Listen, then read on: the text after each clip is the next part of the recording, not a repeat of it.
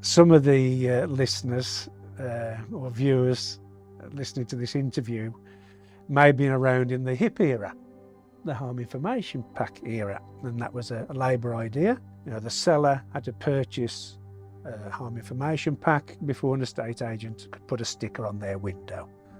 Well, feedback from then fed into a white paper, basically a consultation paper that the government put out, and the findings came back, I think it was in 2018, about speeding up the conveyancing process. But this time they wanted to look at it from cradle to grave. They brought in the A, B, C criteria on the back of that consultation paper. Trading standards would be the body that oversees real estate agents, just like the SRA and the Law Society and the Lenders Handbook oversees conveyancers. Let's put it onto these poor trading standards. There's only 3 in the office in Wrexham, say. You know, they've got to police another thing now. So, okay, let's learn how can we make that easy. Right, let's ask the property portals to say that it must be on your property portal.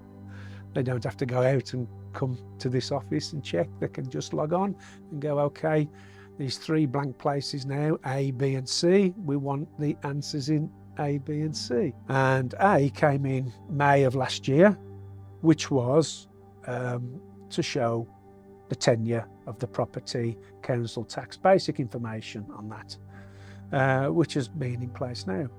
B and C is dragging its feet a little bit. B is utilities. Now, we could say, okay, what is utilities then? Do I have to say, oh, it's a septic tank? Is it supplied? Is it private systems, etc.?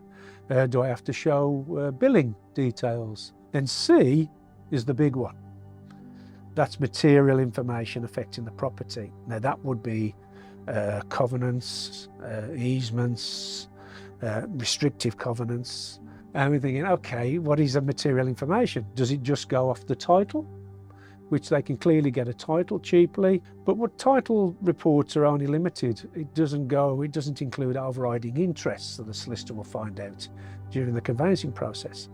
But, and this is really what's stalling the B and C. There used to be the Misdescriptions Act. That was replaced by the Consumer Protection of Unfair Trading Act, which has got a lot of teeth. There's a 2-year prison sentence attached to that. And that was amended, and it included property, and that brought even solicitors into that. So everybody has got to tell everything that they know about that property.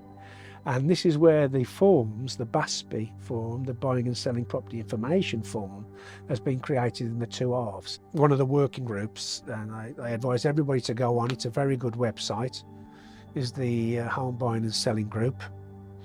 Everything's on there. They have copies of the BASPI, explanations why, and you cannot really criticise the methodology why you shouldn't implement it.